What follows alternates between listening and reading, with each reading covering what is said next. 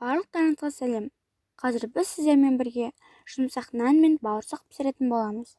Ол үшін бізге 1 шай қасық тұз, 1 шай қасық дрожь, яғни ашытқы, және 4 ас қасық қант, және 1 табақ ұн, және де 1 кесе жылы су. Бірінші біз қантымызды салып аламыз. Одан кейін тұз бен ашытқыны салып аламыз. Одан кейін оның үстіне жылы су құйып араластырамыз. Оны қамыр формасына келтіріп болғаннан кейін бетіне май жағып пакетпен жауып қоямыз. Және оны жылы жерге 1 сағатқа қойып қоямыз. Мінекей, қазір менің қамырым өте жақсы ашыды. Өте жұмсақ, өте нәзік. Енді біз оны ас тақтайдың үстіне қойып аламыз. Оны 4 бөлікке бөліп аламыз. 1, 2, 3. Үшеуін ары қарай қойып, біреуін алып, оны жаямыз.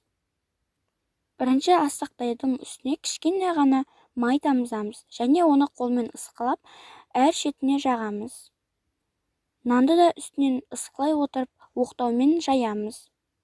Жайып болған қамырды дөңгелек формасында кесеміз. Егер де сіздерде дөңгелек формасы жоқ болса, онда жай ғана кесемен істесеңіздер болады.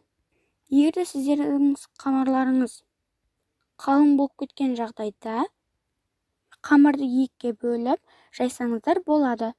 Қалған екінші қамырымызды алып, оны жаңағыдай дөңгелек формасында кесіп аламыз. Мінекей, мен кесіп алдым. Енді оны қызып тұрған майға салып пісіріп аламыз.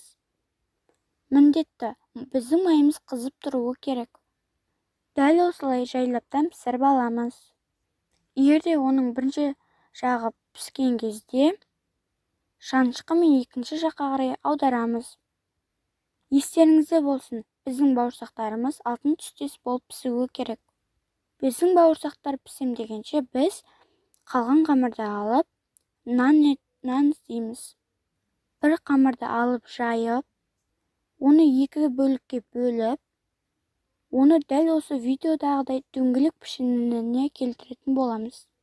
Енді ыдысымызға пергамент қағазын төсеп, оның үстіне май жағып, қамырымызды қоятын боламыз. Оны сіздер жұмсақ болу үшін кішкене ашытып алсаңыздар болады, кемінде 10 минут.